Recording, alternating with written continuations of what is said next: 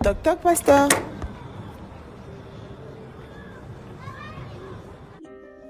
Bonjour pasteur. Alors j'ai une préoccupation. On assiste ces derniers temps à un regain des mouvements de spiritualité africaine.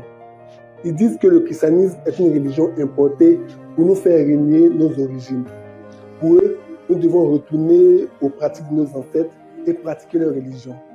Alors pasteur, je suis un peu troublé. Jésus est-il vraiment le Dieu des Blancs?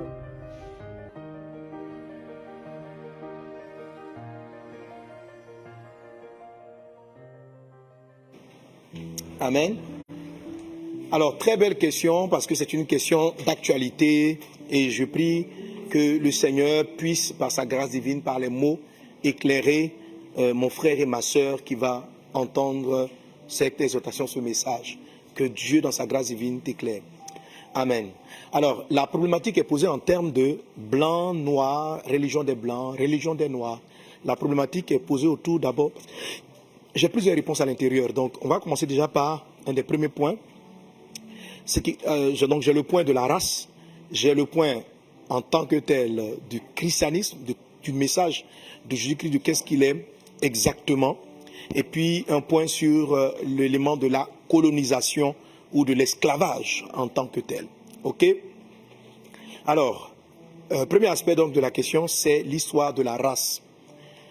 Les gens posent la question à savoir, ils réfléchissent en termes de race, de couleur de peau, etc. Je voudrais te dire de prime abord que Dieu est un esprit et qu'il n'est pas dans les histoires, il est au-dessus de la race. Il n'y a pas de race pour Dieu. Amen. Il y a des hommes qu'il a créés et ils sont tous son image.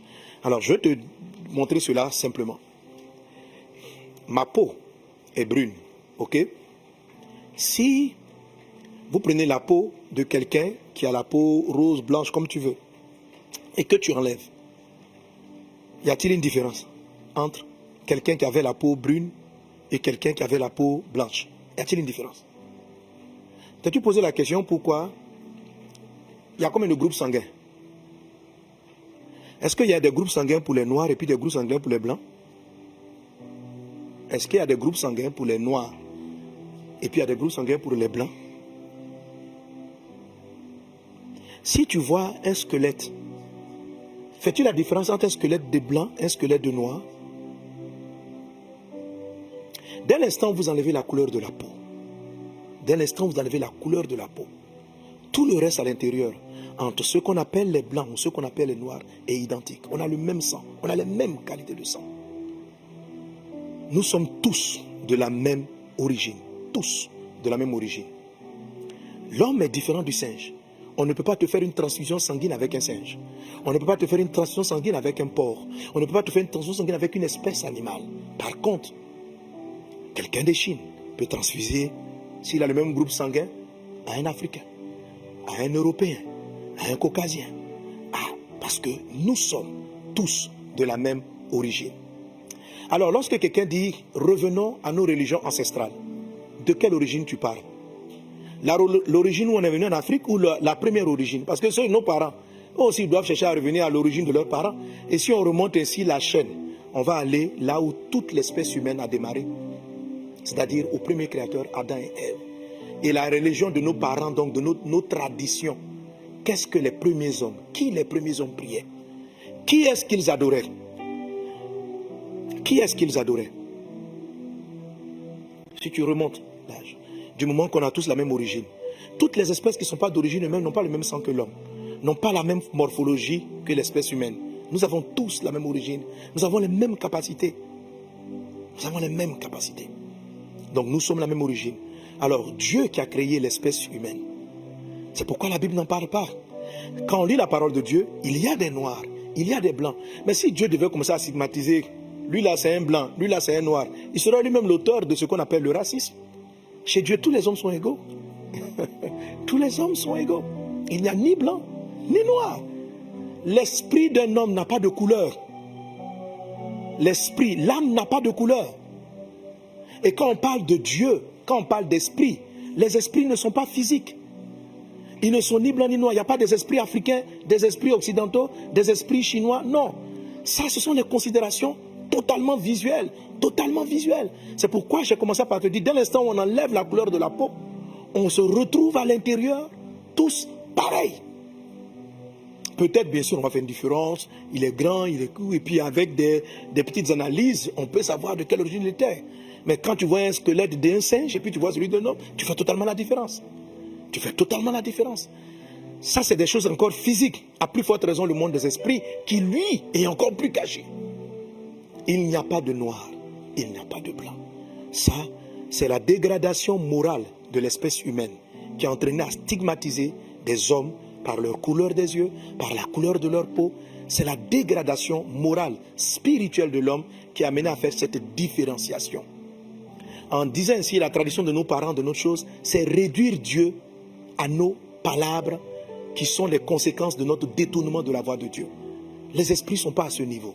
Même pas l'esprit de Dieu, ils ne sont pas à ce niveau. Ils sont au-dessus. Il n'y a pas d'ange noir, d'ange blanc, d'ange jaune. Il n'y a pas tout ça. Ce sont des esprits. C'est comme le vent. Le vent, le mot pour parler d'esprit, c'est le mot roi. Le vent. Tu connais un vent noir, un vent blanc, un vent asiatique, un vent jaune. Ça n'a pas de couleur. Et le vent, quand il commence à souffler, il traverse toutes les régions. Et c'est comme ça que les esprits fonctionnent. Ils n'ont pas de couleur. Ça, c'est des considérations totalement humaines. Et si on veut donc parler de partir à la religion de nos ancêtres, c'est à quel niveau on s'arrête les ancêtres? C'est à partir de quand les ancêtres commencent? Le premier ancêtre qui avait le point d'origine de départ, qui a fait de qui toutes les espèces humaines descendent. Pourquoi remonter à ton village? Pourquoi remonter à l'an 1700? Pourquoi remonter à 1600? Va encore plus loin. Va chercher l'ancêtre de l'ancêtre de l'ancêtre de l'ancêtre de l'ancêtre. Et tu vas te rendre compte d'un dénominateur commun, c'est que dans toutes les religions, dans toutes les parties du monde, il y a un être qui est reconnu comme ayant tout créé. Comme ayant tout créé.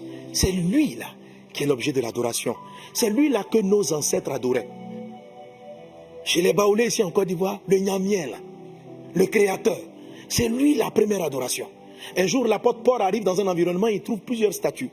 Et chez les Grecs, contrairement à ce que vous pensez, les Européens n'étaient pas chrétiens. Ce n'est pas leur religion de base. Si vous lisez le livre des Actes des Apôtres, vous allez voir par exemple, je donne un passage. Amen. Est-ce que quelqu'un avec moi donne un bon amen à Jésus? Hein? Si tu vas dans Actes chapitre 19, l'apôtre Paul arrive à Éphèse. Lisez les évangiles. Il va rentrer en Europe. Et c'est dans l'Europe, en Grèce, en Turquie actuelle, qu'il va voir des idoles, des fétiches que les gens adoraient. Comme en Afrique. Partout, les gens ont toujours adoré ces esprits.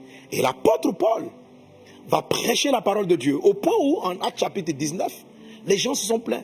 Il dit ceci, ces paroles ayant rempli de colère, ils se mirent à crier, grande est la Diane des Éphésiens. Éphèse, c'est en Turquie. Et c'est la partie européenne de la Turquie. Toute la ville fut dans la confusion. Et ils se précipitaient tous ensemble au théâtre, entraînant avec eux Gaius et Aristarque, Macédoniens, compagnons au voyage de Paul. Paul voulait se présenter devant le peuple, mais les disciples l'empêchèrent. Quelques-uns même, des Aristarque, des Aristarque, etc. Bref, et il va dire ceci, verset 34. Mais quand il reconnut qu'ils étaient juifs, tous d'une seule voix crièrent pendant près de 2 heures, grande est la Diane des Éphésiens. Et puis ils vont continuer à dire, mais que cette Diane-là, elle est révérée dans toute l'Asie, dans toute l'Europe. Donc, dans tout le monde entier. C'est-à-dire, il y avait une idole que leurs ancêtres adoraient depuis longtemps. Et l'apôtre Paul a amené l'évangile là-bas.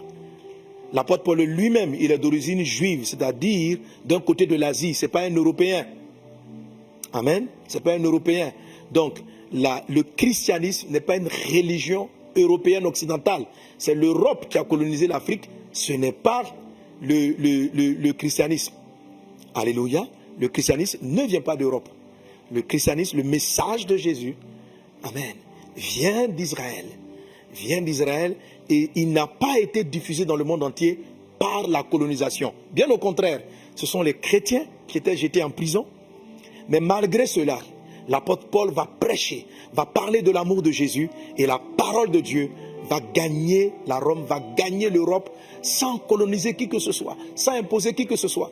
Et les hommes, de manière volontaire, vont jeter eux-mêmes leurs fétiches. L'apôtre Paul va prêcher ainsi dans un endroit, il va dire ceci. Vous avez écrit à un Dieu inconnu. Je suis venu vous parler de ce Dieu. Oui, je vous parle de ce Dieu, pour vous qui voulez mener notre religion, ce Dieu qu'ils appellent Ignamien chez les Baoulés, Allah chez d'autres, etc. Ce Dieu qui a tout créé. C'est à lui qu'il faut repartir.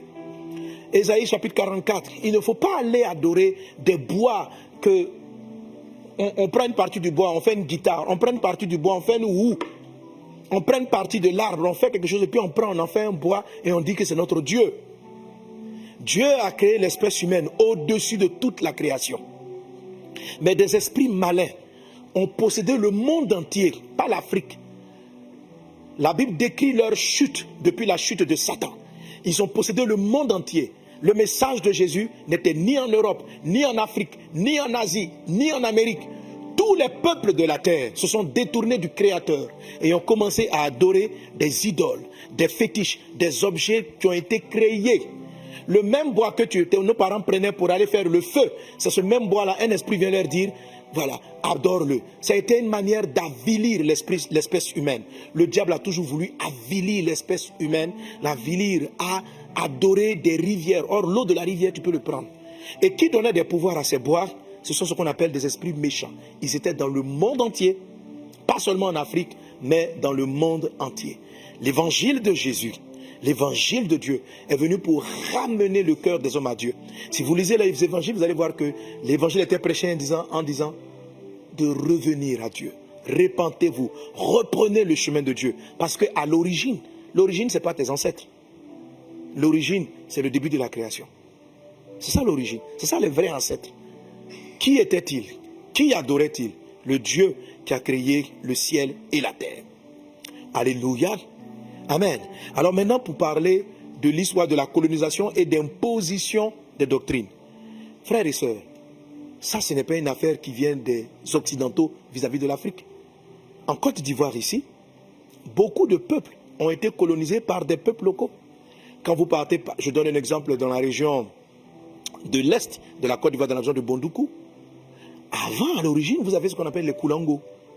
Et les Koulangos ont été colonisés par les Brons qui venaient du Ghana. Ils sont installés. Là-bas, heureusement, il y a eu un mélange de coutumes. Mais si vous parcourez l'Afrique et le monde entier, c'est partout dans le monde, les hommes ont toujours voulu prendre le territoire d'autrui, asservir un peuple, dominer sur quelqu'un, et lorsqu'ils le faisaient généralement, ils leur imposaient leur divinité, les esprits qu'ils adoraient. Et ça s'est fait tout le temps. Ça s'est fait tout le temps. Depuis tout le temps. En Afrique ici, ce n'est pas une affaire de blanc et de noir. C'est une affaire d'un peuple qui vient dominer sur un autre peuple. Et de tout temps, lorsqu'un peuple colonisait un autre peuple, lorsqu'un peuple vainquait un autre peuple, il changeait ses coutumes. Il essayait d'installer et d'instaurer ses coutumes. Par la ruse et par différents moyens, l'Occident a amené en esclavage beaucoup d'Africains, a colonisé et a imposé leurs croyances du moment. Ils ont imposé leurs croyances du moment. Mais la colonisation ne peut pas être le message de Jésus. Ce n'est pas le message de Jésus. Ce n'est pas le christianisme. Toute religion qu'ils ont pu imposer n'a rien à voir avec le message de Christ. Parce qu'en Jésus, le message de Jésus, tu ne fais pas du mal à ton prochain. Le message de la Bible, tu aimes ton prochain, tu respectes ton prochain, tu as de la considération pour ton prochain. Ça, c'est une apostasie, c'est ce que vous appelez le christianisme, que les gens sont venus pour prendre pour spolier les personnes. Ça n'a rien à voir avec le message de la Bible. Ça n'a rien à voir avec le message de la Bible. C'est la raison pour laquelle je prêche constamment le message de Jésus qui n'est pas une religion. Jésus n'est ni catholique, ni protestant, ni les églises évangéliques que vous connaissez. C'est un message. Et c'est ce message-là que l'apôtre Paul a prêché à toute l'Europe et qui a amené ces nations à se tourner vers le Christ. En tout cas, un bon nombre de la population. Et bien sûr, tout ce qui a de la valeur, tout ce qui est précieux est copié. Il y a des faux billets de 10 000 francs. Les gens ont copié les billets. Alors, tout ce qui a de la valeur a été copié. Il y a eu ce que la Bible prophétise comme étant l'apostasie, c'est-à-dire la perte de la foi. Et les gens maintenant se sont servis de la foi ou du message Ils l'ont corrompu, ça n'a rien à voir, ce sont des fausses doctrines. Ils l'ont corrompu et certains donc l'ont utilisé pour pouvoir asservir d'autres personnes. C'était des causes politiques et non le message de Jésus. Je veux te ramener au message de Jésus qui est venu pour te sauver, qui est venu pour te délivrer d'une chose qu'on appelle le péché. Le péché, oui. Parlant de Jésus, Jésus dit, voici l'agneau de Dieu qui ôte le péché de l'humanité. On n'a pas dit, voici l'agneau de Dieu qui vient imposer un pays. Voici l'agneau de Dieu qui vient imposer une race. La Bible n'en parle pas. Vous avez des termes qui vous permettent de comprendre qu'il y a des gens qui avaient des noirs. Il y a de nombreux noirs dans la Bible. Quand vous lisez par exemple Ketura, la deuxième femme d'Abraham, elle était noire. Et peut-être même qu'Abraham lui-même était noir. Peut-être même qu'Abraham. Jésus n'était pas blanc caucasien. Parce qu'il venait d'Israël. Et ils ne sont pas blancs caucasiens. Ils ne sont pas blancs caucasiens. Donc, j'ai vu souvent aussi des pasteurs. Je comprends. Parce qu'il y a une affaire de revendication de l'identité. Il y a une affaire de revendication de l'identité. Mais Dieu n'est pas au niveau de la bassesse où l'humanité s'est abaissée pour commencer à se condamner, à se juger.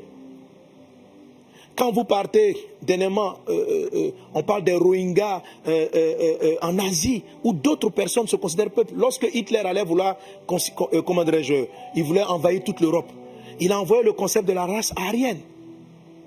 Et il a défini un type de personne.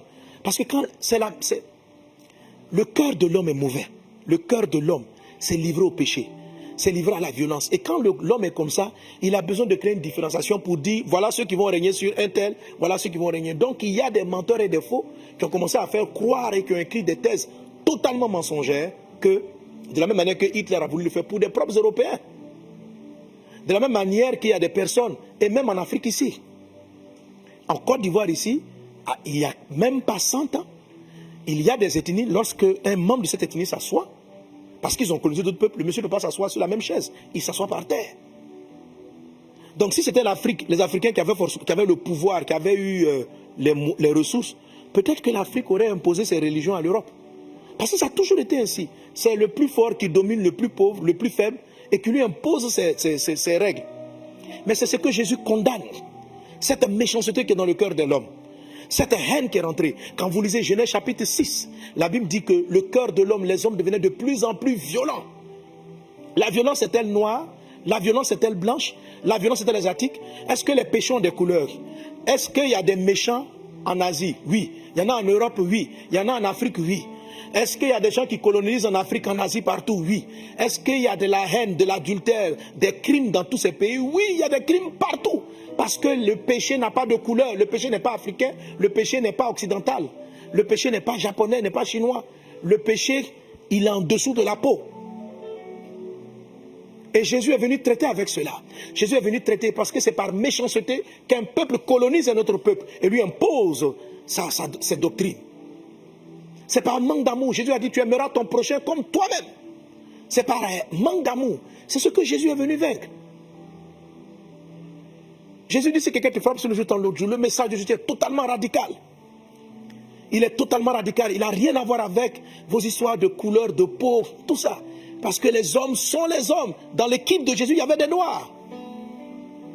Mais la Bible ne mentionne pas, parce que dire que quelqu'un est noir, c'est déjà stigmatisé et c'est déjà marqué des traits de racisme.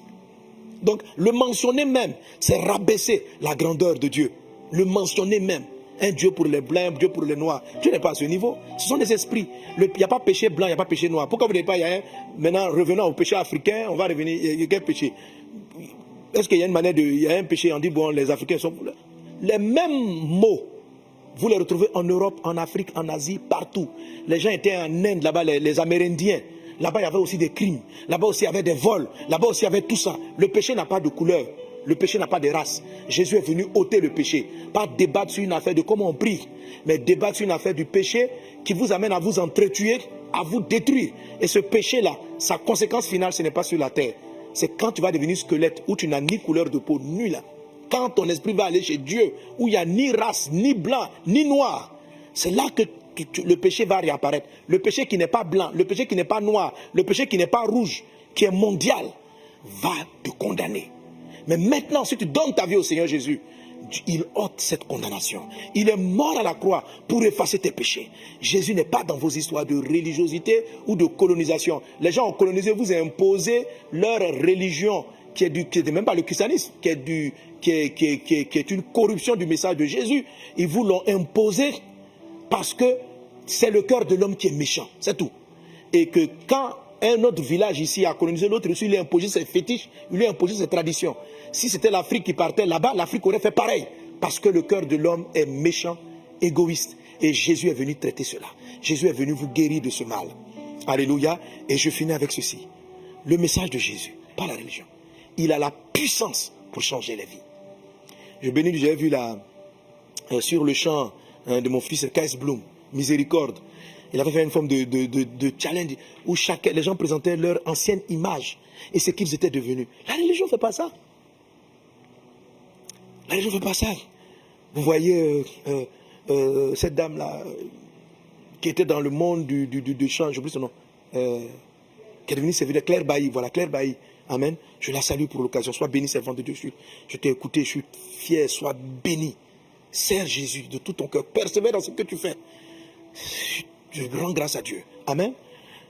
Et vous voyez, donc, dans ce film-là, vous voyez comment des gens étaient esclaves de la drogue, de l'alcool, de la perversion. Dites-moi, la drogue, là, est-ce qu'elle a une race? Il n'y a pas de drogués en Europe. C'est de ça que Jésus est venu nous délivrer. Vous ramenez, les chrétiens qui veulent répondre à leur débat, vous détournez du vrai message de Jésus. Vous rentrez, non, la colonisation a fait des bienfaits, ça fait des bienfaits. L'esprit de la colonisation est méchant. L'esprit de la colonisation est l'exploitation que les hommes ont les uns sur les autres. Ce que condamne l'évangile. Ce que condamne l'évangile. Caïn a tué Abel. Un homme veut prendre l'ascendant sur son autre frère. Dieu dit non. Si quelqu'un veut être le plus grand, qu'il soit le serviteur des autres. Voilà ce qu'enseigne Jésus. Et c'est vers ce message que nous vous demandons de revenir. Savoir si vous allez répartir, adorer un bois, ça ne va pas changer votre cœur. Si tu étais ivrogne, tu seras toujours ivrogne.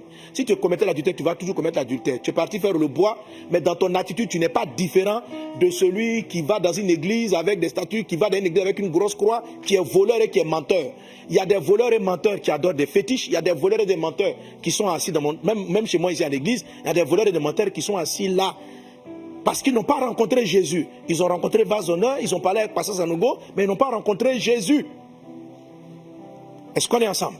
Ils n'ont pas rencontré Jésus. Et quand les gens rencontrent Jésus, comme cette chanteuse Claire Bailly, comme Kais Bloom lui-même dans son truc, et toutes ces vidéos-là qu'il a fait montrer, des gens qui étaient dans l'alcool, Jésus les a changés. Eux, ils ont rencontré le Christ. Ils n'ont pas rencontré une religion. Ils ont rencontré le Christ. Seul Jésus peut faire ça. Ma soeur, le trouble que tu as dans ton cœur, la paix qui te manque, c'est ta relation avec Dieu. Ce n'est pas une affaire de religion. Tu as beau être catholique, Assemblée de Dieu, si tu n'as pas rencontré Dieu, par Jésus-Christ, tu vas demeurer dans ton péché. Et le péché n'a pas de couleur. Sortez de ce débat d'un bois. Montrez-moi si ceux qui adorent les bois ont meilleure attitude que ceux qui n'adorent pas les bois. Que ceux qui adorent en Asie, est-ce qu'ils sont... Tout le monde, le péché est partout. Vous arrivez en Asie, là-bas, la drogue est répandue. Il y a des meurtres tous les jours. En Europe, il y a des assassinats monstrueux. Comme en Afrique, comme partout. Parce que le péché n'a pas de race. Et Jésus est venu ôter les péchés. Que Dieu te bénisse abondamment. Que la parole de Dieu te transforme. Tourne-toi vers le Christ.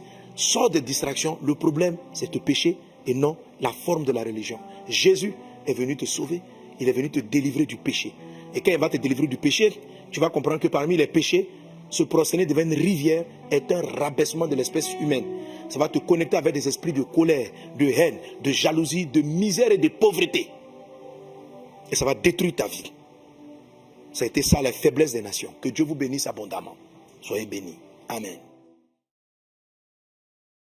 Rendez-vous ce mardi à 12h30 GMT au Mohamed Sanogo Live avec le pasteur Mohamed Sanogo en direct sur Facebook, YouTube et Instagram.